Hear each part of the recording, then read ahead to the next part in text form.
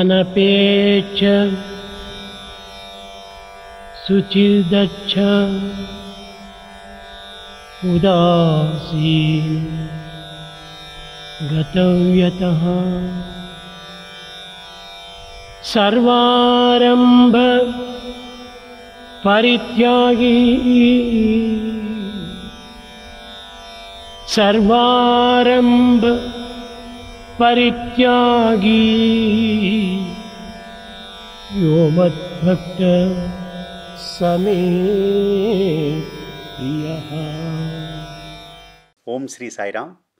భగవాన్ శ్రీ సత్యసాయి బాబా వారి దివ్య పాదపద్మాలకి అనంతకోటి ప్రణామాలు సమర్పించుకుంటూ శరన్నవరాత్రుల సందర్భంగా ప్రేక్షక శ్రోతలందరికీ అందిస్తున్నటువంటి ఈ ప్రత్యేక శీర్షిక ఎవరు స్వామికి ప్రియులు అన్న దాంట్లో ఆఖరి అంశంలోకి మనం అడుగు పెట్టబోతున్నాం. ఈనాడు ఈ మహద్భాగ్యాన్ని స్వామి మనందరికీ ఇచ్చినందుకు ముందుగా స్వామికి కృతజ్ఞతలు తెలుపుకుంటూ కార్యక్రమంలోకి ముందుకు వెళ్దాం. ఒకసారి ఏమైంది, హైదరాబాద్ యూత్ మొత్తం ఒక 2-3 months వాళ్ళు ఎన్నో సేవా యాక్టివిటీస్ చేసి ఒక ఆల్బమ్ తయారు చేశారు. ఆల్బమ్ చేసి స్వామి ఎంతో ఆనందిస్తారని చెప్పి స్వామి దగ్గరికి తీసుకొని వచ్చారు. స్వామి చూస్తూ ఉన్న ప్రతి ఒక్కసారి అక్కడ కూర్చున్న ఒక అతను, స్వామి మేము ఈ ప్లేస్లో నారాయణ సేవ చేశాం, ఈ ప్లేస్లో మెడికల్ క్యాంప్ పెట్టాం, ఈ ప్లేస్లో బ్లడ్ డొనేట్ చేశాం అని చెప్తూ ఉన్నారు. స్వామి అలాగే వింటూ ఉన్నారు ప్రతి ఒక్కటి. అంతా అయిన తర్వాత లాస్ట్లో స్వామి ఆల్బమ్ క్లోజ్ చేసి అన్నీ మీరు చేస్తే నేనేం చేశాను రా అన్నారు. అది విన్న వెంటనే అందరూ సైలెంట్ అయిపోయారు. అంటే వాళ్ళ మెసేజ్ వాళ్ళకి స్వామి కన్వే చేశారు. ఇది కేవలం ఈ హైదరాబాద్ యూత్కి జరిగినటువంటి ఎక్స్పీరియన్స్ మాత్రమే కాదు, నిత్య జీవితంలో మనందరం కూడా నిత్య కర్మలను ఆచరిస్తున్నప్పుడు, స్పెషల్గా ఏవో ఒక ఈవెంట్స్ జరుగుతున్నప్పుడు ప్రతి ఒక్కసారి కూడా అసలు చేసింది ఎవరు అని ఎప్పుడైనా ఆగి ఆలోచించామా? మరి ఇది అద్భుతమైన సమయం మనకు అలా ఆలోచించడానికి. ఈ సర్వారంభ పరిత్యాగి అన్నదాన్ని స్వామి ఏ విధంగా ఎక్స్ప్లెయిన్ చేస్తున్నారు, మన నుండి స్వామి ఏం ఎక్స్పెక్ట్ చేస్తున్నారు, ఎలా ఉండాలని ఎక్స్పెక్ట్ చేస్తున్నారో ఒకసారి విందాం. సర్వారంభ పరిత్యాగి. ఎలాంటి కాలంలోనైనా ఎలాంటి పనులు ఎందైనా కూడాను ఎప్పుడు కూడాను నిశ్చలంగా ఉండాలి. ఆడంబరములకు ఏమాత్రము కూడా అవకాశం అందించకూడదు. ఈ ఆడంబరముల కోసమని ఉన్నటువంటి వానికి భగవంతుడు అత్యంత దూరమే. అది రజోగుణము. అప్పుడే అన్ని రకమైనటువంటి కోరికలు ప్రారంభమవుతాయి. కనుకనే ఆడంబరం అనేటువంటిది ఒక విధమైనటువంటి యొక్క ప్రాకృతమైనటువంటి యొక్క వృత్తి. ఈ ప్రాకృతమైనటువంటి విషయాల కోసం నీవేమాత్రము ప్రయత్నం చేయవద్దు. ఈ ప్రాకృతం కేవలము ప్రజెంట్ది మాత్రమే. ఇది 3 కాలములకు సంబంధించినటువంటిది కాదు. కనుకనే ఈ యొక్క ఆడంబరములకు ఏమాత్రము నీవు లొంగకూడదు. అట్టి ఆడంబరహితమైనటువంటి వారే నాకు ప్రియము అన్నాడు. ఆడంబరం అని చెప్పినప్పుడు నాకు స్వామి చెప్పిన ఒక చిన్న కథ గుర్తుకొచ్చిందన్న. సో ఒక శ్రీమంతుడు ఒక స్కూల్కి ఫ్యాన్ డొనేట్ చేస్తాడు. ఆ డొనేట్ చేశారని చెప్పి ఆ హెడ్ మాస్టర్ ఆయన్ని ఇన్వైట్ చేస్తారు. ఇన్వైట్ చేసినప్పుడు ఆ ఫ్యాన్ తిరుగుతూ ఉంటుంది. పిల్లలు ఎంతో ఆనందంగా ఉంటారు. అంటే చాలా రోజుల తర్వాత వాళ్ళ స్కూల్కి ఒక ఫ్యాన్ వచ్చిందని చెప్పి. అప్పుడు ఆ శ్రీమంతుడు వచ్చి ఆ ఫ్యాన్ ఆఫ్ చేయండి అంటారు. ఎవరికి ఏం అర్థం కాదు, ఎందుకు ఈయనే డొనేట్ చేశారు, ఎందుకు ఆఫ్ చేయమని చెప్తున్నారని చెప్పి. అప్పుడు ఆయన చెప్తారు, ఆ ఫ్యాన్ మీద donated by so and so అని నా పేరు ఉంది, ఫ్యాన్ ఆన్లో ఉంటే నా పేరు ఎలా కనిపిస్తుంది అని. అంటే మనం చేసే ఏ పనిలో అయినా ఇప్పుడు చేస్తున్నప్పుడు ఆడంబరం అనేది పనికిరాదు అని స్వామి ఎంతో స్పష్టంగా చెప్పారు. అవును. ఇంకా ముఖ్యమైనటువంటి విషయం మనం తెలుసుకోవాల్సింది ఏమిటంటే, సర్వారంభ పరిత్యాగి అంటే దీంట్లో 2 అంశాలని స్వామి మనకి ప్రస్ఫుటంగా చెప్తున్నారు.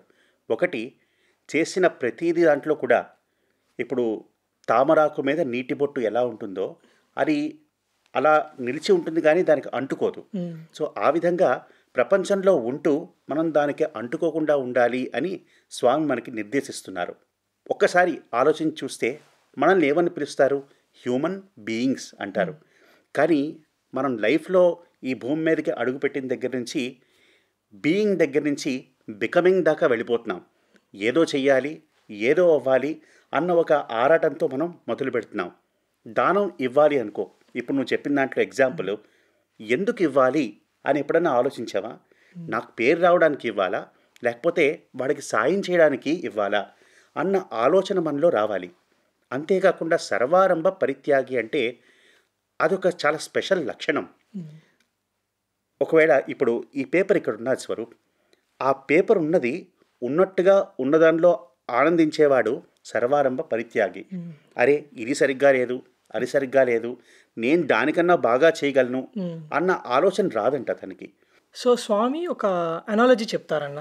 ఒక స్పిరిచువల్ ఆస్పిరెంట్కి ఒక నదికి ఎంతో పోలిక ఉందని చెప్పి స్వామి ఒక గొప్ప అనాలజీ చెప్తారు. స్వామి ఏం చెప్తారంటే, మనం ఒక నది, ప్రవహించే నదిలాగా చాలా వేగంగా ప్రవహిస్తుంటుంది. మనం జీవితంలో చూసినా కూడా అదే టైంలో ఏదో సాధించాలి, ఎంతో అచీవ్ చేయాలని చెప్పి మనం యవ్వనం మొత్తం దాంట్లోనే దారపోస్తాం. ఇంకొంచెం ముందరికి వెళ్ళిన తర్వాత నదిలోకి వేరే నదులు అంటే ట్రిబ్యూటరీస్ వచ్చి జాయిన్ అవుతాయి.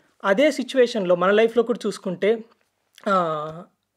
ఫ్రెండ్స్ వస్తారు, రిలేటివ్స్ వస్తారు, మెయిన్గా డబ్బు వస్తుంది, అవన్నీ వస్తాయి. కానీ మనం ఇదే శాశ్వతం అనుకుంటాం. కానీ నెక్స్ట్ ఫేజ్కి వెళ్ళేపాటికి రివర్కి ఏవైతే జాయిన్ అయ్యో అవన్నీ తర్వాత విడిపోతాయి. కానీ అదే నది ఇంకాస్త ముందరికి వెళ్ళినప్పుడు దాన్ని పెనల్టిమేట్ స్టేట్ అంటారు. ఆ సిచ్యువేషన్కి వచ్చేపాటికి నది సముద్రం ఇంకా వ్యత్యాసం ఉంది. నది వేరే, సముద్రం వేరే. ఆ సమయంలో నది సముద్రంలోకి కలవాలంటే ఇంతవరకు అన్నీ వదిలేసి వచ్చేది కొంచెం కష్టమైనా చేయొచ్చు. కానీ ఇక్కడికి వచ్చేపాటికి నది తన ఐడెంటిటీని కోల్పోతేనే సముద్రంలోకి కలుస్తుంది. సో మనిషి కూడా ఈ సర్వారంభ పరిత్యాగి అనేది ఏది వదిలేయాలంటే లాస్ట్కి వచ్చేపాటికి అన్నీ వదిలేస్తాం. కానీ మన ఐడెంటిటీ అంటే మన ఈగో, అహంకారాన్ని వదిలేయడం చాలా కష్టం. దీనికి ఒక చక్కని ఉదాహరణ నాకు గుర్తొస్తుంది. కస్తూరి గారు స్వామి యొక్క అనుంగ భక్తులు. స్వామి యొక్క దివ్యోపన్యాసాలని తెలుగులోంచి ఇంగ్లీష్లోకి అనువదించేవారు. ఒకసారి ప్రొఫెసర్ నంజుండయ్య గారు, ఎవరైతే స్వామి కాలేజ్లో కంట్రోలర్ ఆఫ్ ఎగ్జామినేషన్స్గా చేసి రిటైర్ అయ్యారో, ఆయన కూడా స్వామి ఉపన్యాసాలను ట్రాన్స్లేట్ చేసేవారు. ఒకసారి ఇద్దరూ వచ్చారు స్వామి దగ్గరికి. నంజుండయ్య గారు వచ్చే లోపల కస్తూరి గారు ఆల్రెడీ స్వామికి ఒక పాదం ఒత్తుతున్నారు. నంజుండయ్య గారు కూడా వచ్చి స్వామి పాదం ఒత్తుతూ ఇలా తలెత్తి చూశారు. అప్పుడు స్వామి అడిగారట, ఏం నంజుండయ్య ఈరోజు కస్తూరి ట్రాన్స్లేషన్ ఎలా ఉంది అని అడిగితే, అప్పుడు స్వామి బాగులేదు అన్నట్టు ఇలాగ సైగ చేస్తూ నంజుండయ్య గారి వైపు చూశారట. అప్పుడు నంజుండయ్య గారు స్వామి చెప్పినట్టే చేయాలి కదా, అక్కడ ఇన్స్ట్రుమెంట్. ఓ బాగులేదు స్వామి అన్నారు. ఏం బాగులేదా అని అడిగారంట. మళ్ళీ అస్సలు బాగులేదు స్వామి అని అన్నారట. స్వామి ఎలాగైతే సైగ చేస్తున్నారో దానికి అనుగుణంగా నంజుండయ్య గారు ఆన్సర్ చెప్తున్నారు. ఈ రెండు మాటలు అవుతున్నప్పుడు కూడా ఏమాత్రం చరించకుండా కస్తూరి గారు మాత్రం స్వామి పాదాలు అలా ఒత్తుతూనే ఉన్నారు. తర్వాత రోజు కస్తూరి గారు నిన్న ఏం జరిగింది అన్నట్టుగా ఏమి గుర్తుపెట్టుకోకుండా నంజుండయ్య గారు వస్తూ ఉంటే హాయిగా పలకరించి ఆనందించారంట. మనందరం సోషల్ మీడియాలో చాలా విపరీతంగా యాక్టివ్గా ఉన్నాం. ఏ ఈవెంట్ చేసినా, ఏ అకేషన్ జరిగినా మనం సెల్ఫీలు తీసుకోవడం, ఫోటోలు తీసుకోవడం, అన్నీ పోస్ట్ చేసుకోవడం, ఇలాంటి హడావిడిలో పడిపోతాం. అంతేకాకుండా ఈ ఈవెంట్కి ఎన్ని లైక్స్ వచ్చాయి అని చాలా ఆతృతగా వెయిట్ చేస్తూ ఉంటాం. ఏదైనా నెగిటివ్ కామెంట్ వస్తే మాత్రం మనం తట్టుకోలేం. అలాంటి పరిస్థితికి ఇలాంటి పరిస్థితికి అసలు ఎంత వ్యత్యాసం ఉందో మనం తెలుసుకోవచ్చు స్వరూప్. అవునన్నా. సో ఈ సోషల్ మీడియా దగ్గరికి వచ్చేపాటికి ఏమవుతుందంటే, మనం మన ఆనందాన్ని వేరే వాళ్ళ పర్స్పెక్టివ్ నుంచి చూస్తుంటాం. వేరే వాళ్ళు మనల్ని పొగడటంలో దాంట్లో మన ఆనందాన్ని వెతుక్కుంటున్నాం. ఒక ఇన్సిడెంట్ జరిగింది, ఇది నాకు ఒక అలుమ్నై చెప్పారు. స్పోర్ట్స్ మీట్ జరుగుతుంది. సో మనందరికీ తెలుసు, స్పోర్ట్స్ మీట్ అంటే స్టూడెంట్స్ ఆల్మోస్ట్ ఒక 15 to 20 days ఎంత ఎఫర్ట్ పెడతారు. అవును. సో అలా అయ్యేపాటికి వాళ్ళు ఆ ఇయర్ జీప్ స్టంట్స్ ప్లాన్ చేశారు, ఎంతో కష్టపడ్డారు. సో ఫైనల్ ఆ రోజు వచ్చింది. ఇంకా కాసేపట్లో జీప్ స్టంట్ స్టార్ట్ అవ్వబోతుంది. జీప్స్ అన్నీ ఒక్కొక్కటి గ్రౌండ్ మీదకి చేస్తున్నారు. ఎప్పుడైతే వాళ్ళు స్టార్ట్ చేస్తారో అప్పటి వరకు స్వామి స్టేజ్ మీద అలాగే కూర్చున్నారు. వాళ్ళు స్టార్ట్ చేసిన వెంటనే స్వామి లేచి వెళ్ళిపోయారు. వాళ్ళకి ఏం చేయాలో అర్థం కాలేదు. స్పోర్ట్స్ మీట్ అయిపోయింది. అక్కడే ఉన్న ఒక బ్రదర్ వీళ్ళకి కొంచెం అలా కన్సోల్ చేద్దాం, చాలా బాధపడుతుంటారని చెప్పి వెళ్ళారు అక్కడికి. వాళ్ళందరూ ఒక గ్రూప్లా కూర్చున్నారు. అన్న ఏం చూసారంటే వాళ్ళు అక్కడ క్యారమ్స్ ఆడుతున్నారు చాలా ఆనందంగా మాట్లాడుతూ. అప్పుడు ఆయన వచ్చి, కాదు బ్రదర్, మీరు చాలా బాధపడి ఉంటారు కదా, ఎంతో ఎఫర్ట్స్ పెట్టారు 1 month దాకా, స్వామి లాస్ట్లో చూడలేదు కదా అంటే, అప్పుడు ఒక అన్న వారిలో లేచి చెప్పారు, అవునన్నా, స్వామి ఆ క్షణం అలా లేచి వెళ్ళిపోయినప్పుడు మాకు కాస్త బాధ వేసింది. కానీ మేము తర్వాత సెల్ఫ్ ఇంట్రాస్పెక్ట్ చేసుకున్నప్పుడు ఇదంతా ఎందుకు చేస్తున్నాం, స్వామి ఆనందం కోసం. అలా ఉన్నప్పుడు స్వామి మా ఐటమ్ చూసి ఆనందించినా మాకు ఓకే, స్వామి ఐటమ్ చూడుకోకుండా ఆనందంగా ఉంటారన్న అది ఓకే మాకు. అంత ఈక్వానిమిటీ అనేది వాళ్ళకు అప్పుడే వచ్చిందన్న. చాలా బాగుంది. అంటే చిన్నప్పటి నుంచి మనకి ఇలాంటి సద్బుద్ధులని స్వామి అలవాటు చేసినందుకు స్వామికి మరొకమారు థ్యాంక్స్ చెప్పుకుంటూ మనం ముందుకెళ్దాము. ఒక భక్తురాలి అనుభవం ఒకటి నాకు గుర్తొస్తుంది స్వరూప్. ఆవిడ చాలా దానాలు ధర్మాలు చేసేవారట. కానీ ఒక భక్తుడు ఎవరో వచ్చి చూస్తున్నప్పుడు ఆవిడ చాలా బెంగగా చూస్తున్నారట. ఏమైందండి, మీరు ఇన్ని దాన ధర్మాలు చేస్తున్నారు కదా, ఎందుకు ఇంత చింతిస్తున్నారు అంటే ఆవిడ ఆన్సర్ చెప్పారంట. నాకు చాలా సిగ్గుగా ఉన్నది సర్వీస్ చేయడానికి. అదేమిటండి, మీరు అన్ని విధాలుగా సేవలు చేస్తున్నారు కదా, ఏమిటి ప్రాబ్లం? లేదు, నేను సేవ 2 చేతులతో మాత్రమే చేస్తున్నాను, కానీ భగవంతుడు మనకిచ్చేది 1000 చేతులతో ఇస్తున్నాడు. సహస్ర శీర్ష పురుష సహస్రాక్ష సహస్రపాత్ అంటారు కదా, మరి అన్ని చేతులతో ఇస్తున్న భగవంతుడికి ఈ 2 చేతులతోనే సర్వ్ చేస్తున్నాను అని చాలా బాధపడుతూ, అంటే ఏ ఫీలింగ్తో సేవ చేస్తున్నామో అనేది చాలా ఇంపార్టెంట్ అని ఆవిడ తెలిపారు. అవునన్నా. సో సేవలో మన దగ్గర పదవి, హోదా, డబ్బు అన్నీ ఉన్నప్పుడు సేవ చేయడం వేరే. మనకి ఎప్పుడైతే కొన్నిసార్లు మనం సేవ చేసిన తర్వాత కూడా, లేదా ఏదైనా ఒక కర్మలో ఉన్న తర్వాత కూడా మనకు అనుకూలంగా రిజల్ట్స్ రాకపోవడం, కొన్నిసార్లు ప్రతికూలంగా కూడా వస్తుంది. నాకు బెస్ట్ ఎగ్జాంపుల్ ప్రొఫెసర్ కస్తూరి గారే మరీ గుర్తుకొస్తున్నారు. సో 1970s ఆ సమయంలో అనుకుంటా, స్వామికి ఎవరో ఒక చిన్న కోతి బొమ్మని ఇచ్చారు. సో ఆ బొమ్మ ఎలాంటిదంటే మనం చిన్నప్పుడు చూసుంటాం, ఒక కీ ఉంటుంది, దాన్ని ఇలా టర్న్ చేస్తూ ఉంటే దాని చేతిలో డ్రమ్ ఉంటుంది. సో ఆ కీ తిప్పిన వెంటనే ఇలా కొడుతూనే ఉంటుంది, కంటిన్యూస్గా డ్రమ్ ప్లే చేస్తూనే ఉంటుంది. సో స్వామి, కస్తూరి గారు ఇద్దరు కూర్చొని కంటిన్యూగా దాని వైపే చూస్తూ ఉన్నారు. కస్తూరి గారి కన్నా స్వామి ఇంకా ఎగ్జైటెడ్గా ఉన్నారు దాన్ని చూస్తూ. అప్పుడు స్వామి ఇలా మాట్లాడుతూ కస్తూరి గారు అన్నారు ఫస్ట్, స్వామి నేను కూడా ఆ బొమ్మలాగా ప్రతి ఒక్క ఊరూరు తిరిగి మీ కీర్తిని మొత్తం చాటుతాను అని చెప్పారు. స్వామి ఇన్స్టంటేనియస్గా ఆ బొమ్మని ఇలా తన్నారు, అలా తంతాను నిన్ను కూడా అని చెప్పారు. కస్తూరి గారు వెంటనే ఆ బొమ్మను చూపించి, ఆ బొమ్మ కింద పడిపోయి ఇలా డ్రమ్స్ ప్లే చేస్తూనే ఉంది. మీరు తన్నినా సరే స్వామి, నేను అలాగే ఆ బొమ్మ ఎలా అయితే డ్రమ్స్ అలాగే కంటిన్యూస్గా ప్లే చేస్తుందో నేను కూడా మీ కీర్తిని అలాగే చాటుతానని చెప్పి ఎంతో స్ట్రాంగ్ కన్విక్షన్ ఉంది. కానీ ఇక్కడ ఈ ఎగ్జాంపుల్ ద్వారా మనకు తెలుస్తుంది ఏమిటంటే, మనం ఇందాక ఫస్ట్లో డెఫినేషన్ చెప్పుకున్నప్పుడు సర్వారంభ పరిత్యాగి ఎవరు అంటే ఆయన చెయ్యాల్సిన పనిని చేస్తాడు, అంతేగాని నేను చేయాలి అన్న ఉత్సాహం తనకు ఉండదు. Because he does his duty more than his wants and likes. ఇక్కడే ఒక చిన్న ఎగ్జాంపుల్ మనకు గుర్తొస్తుంది. రామకథా రసవాహినిలో స్వామి లక్ష్మణుడి గురించి చెప్తూ చిత్రకూట పర్వతం దగ్గరికి వెళ్ళి పంచవటికి వెళ్ళినప్పుడు అక్కడ నీకు ఎక్కడ కావాల్స్తే అక్కడ పర్ణశాల నిర్మించు అని రాముడు చెప్తాడట. అప్పుడు బోరున ఏడుస్తాడు లక్ష్మణుడు. రాముడు అడుగుతాడు, ఎందుకు లక్ష్మణ ఏడుస్తున్నావు అంటే, అన్నా నా గురించి మీకు తెలిసి కూడా నన్ను ఎందుకు ఇలా అడిగారు? ఏమడిగాను? నాకు వేరే ఇష్టం అంటూ లేదు, నీ ఆజ్ఞే నా ఇష్టం అంటాడు.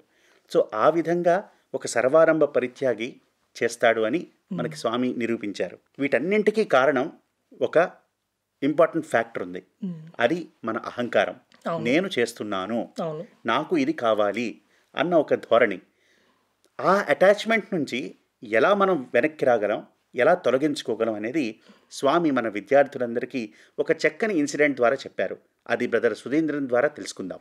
డ్రామా టైంలో స్వామి ఈ మిథలాజికల్ క్యారెక్టర్స్ కాస్ట్యూమ్ అంతా కావాలి కదా, సో నెక్స్ట్ డే మంచి కాస్ట్యూమ్స్ అంతా తీసుకొచ్చారు. ఇంటర్వ్యూ రూమ్లో స్వామి పంచ పాండవులకి కృష్ణుడికి కూడా వేసుకొని రండి అని చెప్పారు. లోపల రూమ్స్లో వెళ్ళి చేంజ్ చేసుకుని తర్వాత స్వామి దగ్గర వచ్చాము. స్వామి అంతా బాగా ప్రతి ఒక్క డీటెయిల్ చూసి, ఇది బాగుంది, ఇది చేంజ్ చేయాలి అంతే చెప్పి సజెషన్స్ అంతా చెప్పి వైట్స్ చేంజ్ చేసి వచ్చేయండి అని చెప్పారు. చాలా ఎలాబరేట్ కాస్ట్యూమ్స్ కదా, చాలా ఈ షాల్స్, తర్వాత ఈ జ్యువెల్స్ అది అంతా ప్రతి ఒక్కటి వేసుకోవడానికి చాలా టైం పట్టింది. అప్పుడప్పుడు స్వామి ఏంట్రా అయిందా అని స్వామి kept asking through warden sir. Then we took late Swami and we took some time. Finally we appeared in the full costumes. Swami mundu tarvata Swami anta suggestions cheppi okay bagundi, change back to whites ani chepparu. We went and then within 5 minutes we changed back to whites and then we came and sat at Swami's feet. అప్పుడు ఏం అర్థమైంది అని అడిగారు స్వామి. మీరు ఈ costumes అంతా వేసుకున్నారు కదా, దానికి ఎంతసేపు అయింది మీకు? స్వామి 15-20 minutes పైన అయింది స్వామి. మేబీ మీరు స్వామి క్షమించాలని చెప్పాము. కాదు, 20 minutes అయింది. దాని నుంచి మరి వైట్స్ చేంజ్ చేసుకోవడం ఎంతసేపు పట్టింది? స్వామి ఇది వెంటనే 5 minutesలో అయిపోయింది స్వామి అని చెప్పాము. అదేరా, అటాచ్మెంట్ అంటే చాలా కష్టము. ప్రతి ఒక్కటి మీరు వేస్తుంటేటప్పుడు అది అటాచ్మెంట్స్ లాగా, కానీ డిటాచ్మెంట్ చాలా easy, within a few seconds అయిపోతుంది. స్పిరిచువాలిటీ అంటే కష్టము, డిటాచ్మెంట్ అంటే కష్టము అని, దట్స్ అవర్ మైండ్ సెట్. నిజంగా స్వామి చెప్పేటప్పుడు we realize that attachment is difficult, to hold on to something is difficult, but to let go is easy. మనకి జీవితంలో ఎన్నో వదిలేయాలనుకుంటాం, కానీ చాలా కష్టం. అవును. వస్తువులను అయితే వదిలేస్తాం, కానీ ఏవైతే కొన్ని వాసనలు అంటారో అవి మన మైండ్ లోపల చాలా డీప్గా ఉంటాయి. ఉంటాయి. వాటిని వదిలేయడం చాలా కష్టం. ఎంత ప్రయత్నించినా కూడా వాటిని వదిలేయడం కష్టం. సో కొన్నిసార్లు ఏమవుతుంటుందంటే మనం రిజల్ట్స్ కోసం పనిచేస్తాం, కానీ రిజల్ట్ అవుతుందో లేదో అన్న ఉన్నప్పుడు కూడా పనిచేయడం అనేది చాలా గొప్ప విషయం. సో దీనికి బెస్ట్ ఎగ్జాంపుల్ హాస్టల్లో శైలేష్ సార్. నేను 3 years హాస్టల్లో ఉన్నాను, నా అండర్ గ్రాడ్యుయేషన్ పోస్ట్ గ్రాడ్యుయేషన్ కలుపుకొని. ఆ 3 years డైనింగ్ సెషన్లో ఏమవుతుందంటే స్టూడెంట్స్ అందరూ వచ్చి కామన్ డైనింగ్ ఏరియాలో కూర్చొని తింటారు. సో ఎంతో కొంత మాట్లాడుకోవడం కొంచెం సహజం. సో సార్ని నేను ఫస్ట్ డే నుంచి లాస్ట్ డే వరకు చూశాను. సార్ వస్తున్నట్లే కొంచెం సౌండ్ ఉన్నా కూడా sir Sairam please maintain silence అని చెప్తారు. సార్ వెళ్ళిపోతారు. సార్ చెప్పిన కాసేపటికి సైలెన్స్గా ఉంటుంది, తర్వాత మరీ నార్మల్ అయిపోతుంది. కానీ నేను చూస్తున్నాను, నా 3 years అంటే సార్ ఇంకా స్టార్టింగ్ అప్పుడు జాయిన్ అయ్యాం కాబట్టి కొత్త బ్యాచ్ కాబట్టి చెప్తున్నారు అనుకున్నాం, కానీ సార్ ప్రతి బ్యాచ్కి అదే చెప్తున్నారు. అంటే సార్కి తెలుసు 100% సైలెన్స్ ఉన్నది ఆల్మోస్ట్ ఇంపాసిబుల్ అని. అయినా కూడా సార్ రిజల్ట్ కోసం చూడడం లేదు. నా డ్యూటీ ఏంటి? చెప్పడం. చేయడం లేకపోవడం అనేది నా చేతుల్లో లేదు, అది స్టూడెంట్స్ చేతుల్లో ఉంది అని ఆయన ఎంతో కంప్లీట్ డిటాచ్మెంట్ని చూపించారన్న. ఇక్కడ చిన్న హ్యూమరస్ ఇన్సిడెంట్ చెప్దాం అనుకుంటున్నాను స్వరూప్. ఒకసారి బృందావన్ బాయ్స్ అందరూ చాలా అల్లరి పెడుతూ ఉంటారు. స్టూడెంట్స్ అన్న తర్వాత ఆ మాత్రం అల్లరి చేస్తూ ఉంటారు. అప్పుడు టీచర్స్కి చాలా సఫకేటింగ్గా అనిపించింది, ఏంటి ఇలా చేస్తున్నారు పిల్లలు, స్వామికి ఏదో ఒక విధంగా చెప్పుకోవాలని. అప్పుడే స్వామి ఒక చిన్న టెలిగ్రామ్ పంపించారంట.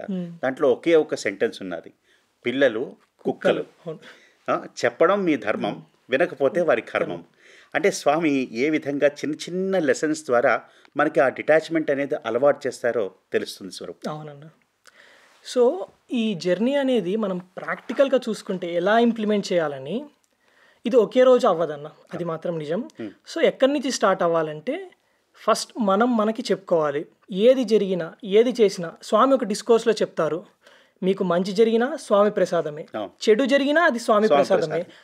అది మంచి చెడు అని మీరు అనుకుంటారు, కానీ స్వామి మాత్రం మీకు ఎప్పుడు మంచిగా చేస్తారని స్వామి ఎన్నోసార్లు చెప్పారు. అది స్టార్టింగ్ పాయింట్.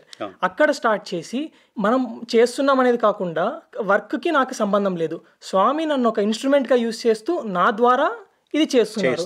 ఇక్కడ కూడా మనం గమనించాల్సిన విషయం ఏంటంటే ఇది అకర్మ కిందికి రాదు. మనం ఎఫర్ట్ చేస్తున్నాం కానీ అసలు ఏది సంబంధం లేనట్టు ఉంటున్నాం. ఇది అల్టిమేట్ స్టేజ్, ఫైనల్ స్టేజ్. సర్వారంభ పరిత్యాగిలో బెస్ట్ క్వాలిటీ ఏంటో చెప్తాను స్వరూప్. ఏం చెయ్యాలని లేకపోయినా చేసే పనిని పర్ఫెక్ట్గా చేయడంలో ఆ బెస్ట్ క్వాలిటీ సర్వారంభ పరిత్యాగికి ఉన్నదనమాట. ఈ క్వాలిటీని, ఈ లక్షణాన్ని మనం ఎలా అలవర్చుకోవాలి డైలీ లైఫ్లో అనేది మనం ఒక్కసారి ఒక ప్రాక్టికల్ టిప్ లాగా ప్రయత్నిద్దాం. మన ఇన్స్టిట్యూట్లో చూస్తామన్నా చాలా ప్రోగ్రామ్స్ జరుగుతాయి, చాలా events, cultural events, sports events జరుగుతుంటాయి. సో ఒక బెస్ట్ క్వాలిటీ అంటే బెస్ట్ ప్రాక్టీస్ నేను మన ఇన్స్టిట్యూట్లో చూసింది ఏంటంటే తర్వాత అయిపోయిన వెంటనే ఆ రోజు ఎండింగ్ ఓట్ ఆఫ్ థ్యాంక్స్ అని చెప్తారు. అంటే ఎవరెవరు ఆ ప్రోగ్రామ్ హెల్ప్ చేశారో అందరి పేర్లు చెప్తారు, ఎవరిని వదిలిపెట్టారు, ఎంత చిన్న కాంట్రిబ్యూషన్ అయినా కూడా చెప్తారు. అలా ఉన్నప్పుడు కొంతమంది ఎల్డర్స్ లేకపోతే ఫెలో బ్రదర్స్ స్టూడెంట్స్ వచ్చి ఎవరైతే ఏదైనా స్క్రిప్ట్ రాసి ఉంటారో లేకపోతే బాగా ఆడిన వాడి దగ్గరికి వెళ్ళి బ్రదర్ చాలా బాగా ఆడామంటే అబ్బాయి వెంటనే స్పాంటేనియస్గా లేదు బ్రో స్వామి దయ అంటారు. అది ఆ అబ్బాయి ఎంత మాత్రం ఇంటర్నలైజ్ చేసుకున్నారో లేదో ఆ అబ్బాయికి తెలుసు, స్వామికి తెలుసు. కానీ ఏమవుతుందంటే ఇలా స్టార్ట్ చేసిన ప్రతిసారి స్వామి చెప్తారు కదా, ఫస్ట్ ప్రిటెండ్ అని చెప్తారు. అంటే నువ్వు ప్రతిసారి ఏదైనా కార్యం చేసినప్పుడు నీకు నువ్వు చెప్పుకో, ఇది నేను చేయలేదని. లోపల నుంచి నీ అహంకారం చెప్తుంటది, లేదు నువ్వే చేసావు, ఇన్ని రోజులు రాత్రి కూర్చున్నావు, ఎంతో చేసావు అని చెప్తూ ఉంటది. సో ఇలా చెప్పిన కొన్ని రోజుల తర్వాత ఈ ప్రిటెండ్తో స్టార్ట్ అయినప్పుడు కొన్ని రోజుల తర్వాత ఏమవుతుందంటే నీ అహంకారం కూడా ఒకసారి అవుతుంది, ఓకే నేను చేయలేదు, అవును స్వామి చేశారు. అలా అహంకారం కూడా ఏమవుతుందంటే నువ్వు చేయలేదు అయితే ఎవరు చేశారు, ఎందుకంటే దానికి ఏదో ఒక ఆన్సర్ రావాలి, ఎందుకంటే అక్కడ వర్క్ అయిపోయింది, నువ్వు చేయలేదంటే ఎవరు చేశారు.